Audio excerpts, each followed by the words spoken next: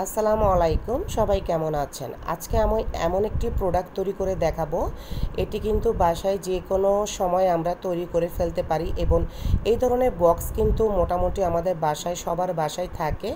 এই ধরনের শিক্ষা উপকরণ তৈরি করে আমরা কিন্তু প্লে বাচ্চাদের সাথে খেলাধুলা করতে পারি, অথবা আমাদের বাসায় ছোট্ট সোনামণিদের সাথে আমরা খেলাধুলা করতে পারি।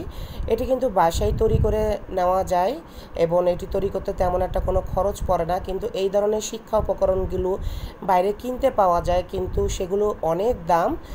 আমরা যদি বাসায় তৈরি করে নিই তাহলে কিন্তু অল্প খরচে খুব সুন্দর একটি জিনিস আমরা তৈরি করে ফেলতে পারি।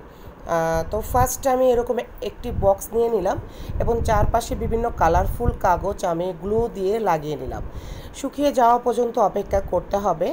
তারপরে যে কোনো একটি এন্টি কাটার দিয়ে আমি যে বিভিন্ন শেপগুলো দিয়ে নিয়েছি, ছবি এঁকে দিয়েছি, এন্টি কাটার দিয়ে শেপগুলো একটু কেটে দিতে হবে। কেটে দেওয়ার পরে আমি আপনারা জানেন বাজারে কিন্তু অনেক ধরনের আইসক্রিমের শেপ পাওয়া যাচ্ছে, হ্যাঁ, কাঠি স্টিক পাওয়া যায়। সেই স্টিকগুলো দিয়েই কিন্তু আমরা এই কাজগুলো করতে পারি। হ্যাঁ, এটা এক ধরনের খেলা বলতে পারেন। বাচ্চারা কিন্তু দেখুন, আমরা যদি ওদেরকে বলি স্কোয়ার বলো, ট্রায়াঙ্গেল বলো, রেক্ট্যাঙ্গেল বলো, হ্যাঁ, তখন কিন্তু সে বলতে চায় না।